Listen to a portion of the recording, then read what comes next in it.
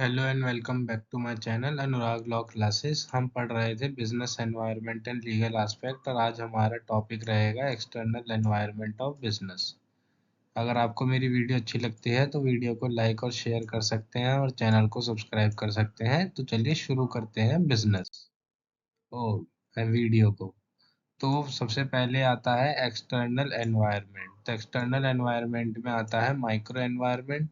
तो micro environment जो होता है इसमें वो एलिमेंट इंक्लूड करे जाते हैं जो कि डायरेक्टली कनेक्टेड होते हैं कंपनी से और जिनका अफेक्ट पड़ता है कि कस्टमर्स पे, और ये इसकी वजह से ऑपरेट कर पाते हैं इफेक्टिवली। इसमें एलिमेंट होते हैं कुछ इसमें वो एलिमेंट होते हैं जो कि कंपनी के इमीडिएट इंडस्ट्री या मार्केट स्फेयर में होते हैं। अब इसका फर्स्ट आता है सप्लायर। एक्सटर्नल एनवायरनमेंट में तो ये सप्लायर जो है ये वो एंटिटीज होती हैं जो कि रिसोर्सेज प्रोवाइड करती हैं या फिर इनपुट प्रोवाइड करती हैं जो कि कंपनी को रिक्वायर्ड होता है, जैसे कि रिक्वायर्ड होता है गुड और सर्विस प्रोड्यूस करने के लिए। इसकी करेक्टरिस्टिक्स है कि सबसे पहली है रिलायबिलिटी। तो इसमें कंसिस्टेंसी होनी चाहिए, डिपेंडेबिलिटी होनी चाहिए सप्लायर्स की जब वो डिलीवरी करे क्वालिटी प्रोडक्ट्स को ऑन टाइम पे। अब कॉस्ट आता है नेक्स्ट। तो इसमें प्राइस जो होता है रॉ मटेरियल और कंपोनेंट्स का ये इम्पैक्ट डालता है कंपनी के कॉस्ट स्ट्रक्चर पे और प्राइसिंग की स्ट्रेटेजी पे। नेक्स्ट आता है सप्लायर पावर। तो इसके इन्फ्लुएंस करता है जो इन्फ्लुएंस सप्लायर जो है इन्फ्लुएंस करता है कंपनी को। अगर बहुत कम सप्लायर हैं तो सप्लायर जो है ज़्यादा इन्फ्लुएंस करता है कंपनी को, और अगर सप्लायर कम है तो वो कम इन्फ्लुएंस करता है। और अगर सप्लायर जो है यूनिक सप्लायर जो है यूनिक और क्रिटिकल कंपोनेंट भी सप्लाई करता है कंपनी को। नेक्स्ट आते हैं कस्टमर। तो कस्टमर, इसकी डेफिनेशन है कि ये इंडिविजुअल होते हैं या फिर ऑर्गेनाइजेशन भी हो सकती है जो कि परचेज करती है एक कंपनी से प्रोडक्ट एंड सर्विसेज उसको यूज करने के लिए। नेक्स्ट है करेक्टरिस्टिक्स। तो करेक्टरिस्टिक्स में पहली है कस्टमर प्रीफरेंस। तो इसमें देखा जाता है नीड, वांट और बाइंग बिहेवियर कस्टमर का, और ये किस चीज और ये इन्फ्लुएंस हो सकते हैं प्रोडक्ट डिजाइन से, मार्केटिंग की स्ट्रेटेजी से और प्राइसिंग से। नेक्स्ट आता है कस्टमर लॉयल्टी। तो ये एक तरीके से इसमें कस्टमर का जो कमिटमेंट होता है उसको नापा जाता है, और ये देखा जाता है कि वो कंपनी से कितनी बार रिपीटेड परचेज कर रहा है। नेक्स्ट आता है मार्केट सेगमेंटेशन में हम डिवाइड कर देते हैं कस्टमर के बेस को कुछ डिस्टिंक्ट ग्रुप में, अलग अलग ग्रुप में, और ये ग्रुप जो है करेक्टरिस्टिक्स के ऊपर बेस्ड हो सकते हैं, डेमोग्राफिक के ऊपर बेस्ड हो सकते हैं, परचेजिंग बिहेवियर के ऊपर बेस्ड हो सकते हैं और प्रेफरेंसेस के ऊपर बेस्ड हो सकते हैं। अब इसका इम्पैक्ट देख लेते हैं। तो इसकी वजह से हम अंडरस्टैंड कर पाते हैं कस्टमर की नीड और प्रेफरेंस क्या है, जिसकी वजह से हम टेलर मेड प्रोडक्ट बना सकते हैं कस्टमर के लिए, प्रोडक्ट या सर्विस बना सकते हैं कस्टमर के लिए, जिसकी वजह से हम हाइयर सेटिस्फेक्शन को पाते हैं और कस्टमर लॉयलिटी पाते हैं। नेक्स्ट है, अगर हम एड्रेस नहीं कर पाते हैं कस्टमर की एक्सपेक्टेशन को सही से, तो इसकी वजह से हमारी सेल्स जो है डिक्रीज हो जाती है और मार्केट का शेयर भी बहुत कम हो जाता है। नेक्स्ट आता है मार्केट इंटरमीडियरीज। इसमें एंटिटीज होती हैं जो कि फैसिलिटेट करती हैं डिस्ट्रीब्यूशन को, और ये सेल ऑफ प्रोडक्ट और सर्विसेज को ये डिस्ट्रीब्यूट करती हैं। ये कंपनी और कस्टमर के बीच का एक ब्रिज होता है। ये इसकी करेक्टरिस्टिक्स देख लेते हैं। तो सबसे पहली आती है डिस्ट्रीब्यूटर। तो इसमें कंपनीज और इंडिविजुअल होते हैं जो कि लॉजिस्टिक्स को हैंडल करते हैं और प्रोडक्ट की मूवमेंट को देखते हैं मैन्युफैक्चर से रिटेलर्स तक और रिटेलर से एंड यूजर्स तक। अब नेक्स्ट आता है रिटेलर। तो ये बिजनेसेस होते हैं जो कि प्रोडक्ट को सेल करते हैं डायरेक्टली कस्टमर को। नेक्स्ट आता है एजेंट एंड ब्रोकर। ये इंडिविजुअल होते हैं या फिर फर्म भी हो सकती है जो कि एक्ट करती है इंटरमीडियरीज की तरह, और ये नेगोशिएट करते हैं और फैसिलिटेट करते हैं सेल्स को बिना ओनरशिप लिए गुड्स की। नेक्स्ट आता है, अब इसका इम्पैक्ट देख लेते हैं। अगर इफेक्टिव मार्केट इंटरमीडियरीज हैं तो ये एनहेंस करती हैं डिस्ट्रीब्यूशन की एफिशिएंसी को और हम ज़्यादातर कस्टमर तक रीच कर सकते हैं। अगर पुअर परफॉर्मेंस है या फिर कन्फ्लिक्ट है इंटरमीडियरीज के बीच तो ये सप्लाई चेन को डिस्टर्ब कर देती है और इसकी वजह से हमारी सेल्स को भी बहुत ज़्यादा अफेक्ट होता है। नेक्स्ट आता है मैक्रो एनवायरनमेंट। तो मैक्रो एनवायरनमेंट होते हैं, ये एक्सटर्नल फोर्सेस होती हैं जो कि इन्फ्लुएंस करती हैं पूरी इंडस्ट्री या फिर पूरी इकोनॉमी को, और ये बियॉन्ड होती है कंपनी के कंट्रोल के। पहला आता है डेमोग्राफिक। तो ये एक स्टैटिस्टिकल स्टडी होती है पॉपुलेशन की। इसमें देखा जाता है कि साइज क्या है, डेंसिटी क्या है, डिस्ट्रीब्यूशन क्या है और ट्रेंड्स क्या है। इसकी कैरेक्टरिस्टिक्स पढ़ लेते हैं। तो सबसे पहला आता है पॉपुलेशन ग्रोथ। अगर पॉपुलेशन में की साइज में चेंज आ जाता है तो ये इम्पैक्ट करती है डिमांड, प्रोडक्ट की डिमांड और सर्विस की डिमांड को।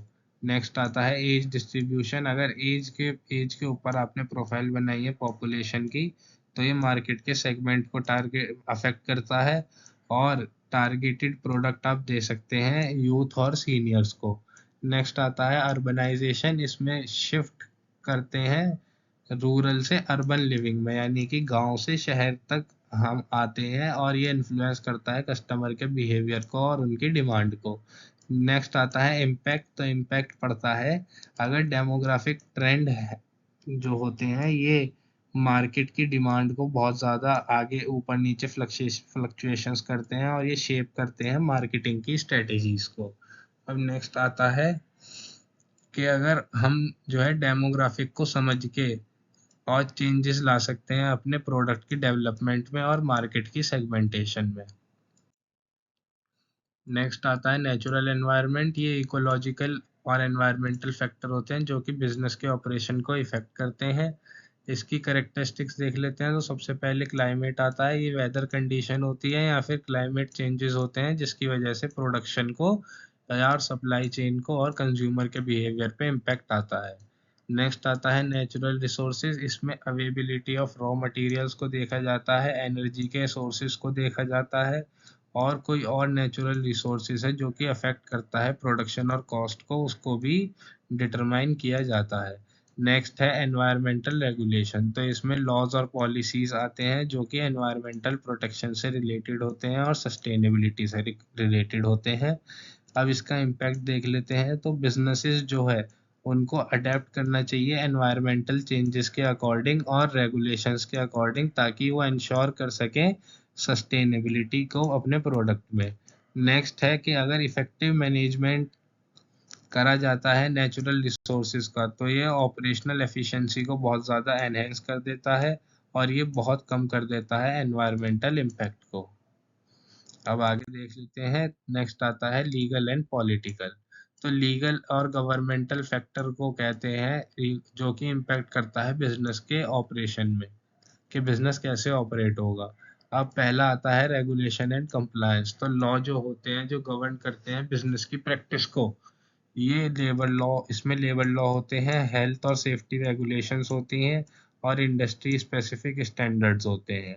नेक्स्ट आता है पॉलिटिकल स्टेबिलिटी। इसमें जो स्टेबिलिटी होती है पॉलिटिकल एनवायरनमेंट की, उसमें गवर्नमेंट की पॉलिसीज भी आती हैं जो कि इसमें रिलेशंस भी आते हैं एक कंट्री से दूसरी कंट्री के। नेक्स्ट आता है ट्रेड पॉलिसी। तो इसमें टैरिफ होता है, ट्रेड एग्रीमेंट होता है, इंपोर्ट एक्सपोर्ट की रेस्ट्रिक्शन होती हैं जो कि अफेक्ट करती हैं बिजनेस के ऑपरेशन को। अब इसका इम्पैक्ट देख लेते हैं कि अगर रेगुलेटरी कंप्लायंस है जो कि इंश्योर करती है लीगल ऑपरेशन और अवॉइड करती है पेनल्टीज को। नेक्स्ट आता है कि जब पॉलिटिकल स्टेबिलिटी होती है तो फेवरेबल ट्रेड पॉलिसीज आती हैं जो कि एनहेंस करती हैं बिजनेस की अपॉर्चुनिटी को और रिड्यूस करती हैं रिस्क को। नेक्स्ट आता है टेक्नोलॉजी। तो ये एडवांसमेंट होती है टेक्नोलॉजी में या फिर टेक्नोलॉजी में चेंज आता है जिसकी वजह से बिजनेस के ऑपरेशन इन्फ्लुएंस होते हैं और मार्केट के डायनामिक्स चेंज हो जाते हैं। नेक्स्ट आता है करेक्टरिस्टिक। तो इसमें ये पहली करेक्टरिस्टिक है इनोवेशन। इसमें नई नई टेक्नोलॉजीज आती हैं जिसकी वजह से हम न्यू प्रोडक्ट को क्रिएट कर सकते हैं, सर्विस को और प्रोसेस को क्रिएट कर सकते हैं। नेक्स्ट आता है ऑटोमेशन। तो जब हम टेक्नोलॉजी का यूज़ करते हैं तो हम ऑपरेशन को स्ट्रीमलाइन कर देते हैं और हम अपनी एफिशिएंसी को इम्प्रूव करते हैं। नेक्स्ट आता है डिजिटल ट्रांसफॉर्मेशन। तो जब डिजिटल टेक्नोलॉजी का इंटीग्रेशन आता है, अडॉप्टेशन होता है, तो वो सभी बिजनेस के एस्पेक्ट के ऑपरेशन को एफिशिएंट कर देता है। अब इसका इम्पैक्ट देख लेते हैं कि अगर टेक्नोलॉजिकल एडवांसमेंट को अडॉप्ट करते हैं तो आपके पास इनोवेशन की अपॉर्चुनिटी होती है। आप अपनी प्रोडक्टिविटी इम्प्रूव कर सकते हैं और क्रिएट कर सकते हैं कंपेटिटिव एडवांटेज। नेक्स्ट है कि अगर आप फेल हो जाते हैं, टेक्नोलॉजी को आप अडॉप्ट नहीं कर पाते हैं, तो आपका जो प्रोडक्ट है वो ऑब्सोलीट हो जाता है, बेकार हो जाता है, या फिर आपका मार्केट पोजीशन में भी लॉस होता है। अब समरी देख लेते हैं कि हमने क्या क्या पढ़ा। तो हमने सबसे पहले ये समझा था कि माइक्रो और मैक्रो एनवायरनमेंट क्या होते हैं और इनके एसेंशियल क्या होते हैं, जो कि स्ट्रेटेजिक प्लानिंग और डिसीजन मेकिंग में काम आते हैं। नेक्स्ट हमने पढ़ा था कि माइक्रो एनवायरनमेंट जो है वो फोकस करता है कुछ फैक्टर्स पे डायरेक्टली, जो कि कंपनी के ऑपरेशन से रिलेटेड होते हैं, जैसे कि सप्लायर हो गया, कस्टमर हो गया, इंटरमीडियरीज हो गए। और जो मैक्रो एनवायरनमेंट होते हैं, ये इनका ब्रॉडर एस्पेक्ट होता है और इनकी जो फोर्सेस होती हैं वो एक्सटर्नल फोर्सेस होती हैं, जैसे कि demographic trend, natural resources, legal and political condition और टेक्नोलॉजिकल एडवांसमेंट। इससे हम एनालाइज कर सकते हैं कि कौन से फैक्टर जो हैं बिजनेस के लिए हम स्ट्रेटेजीज डेवलप कर सकते हैं और एक्सटर्नल कंडीशंस के साथ हम अलाइन कर सकते हैं अपनी इंटरनल कैपेबिलिटीज़ को, जो कि हेल्प करता है हमें चैलेंजेस में काम करने के लिए, और हम अपॉर्चुनिटीज़ को सीज कर सकते हैं और नेविगेट कर सकते हैं चैलेंजेस। Thank you.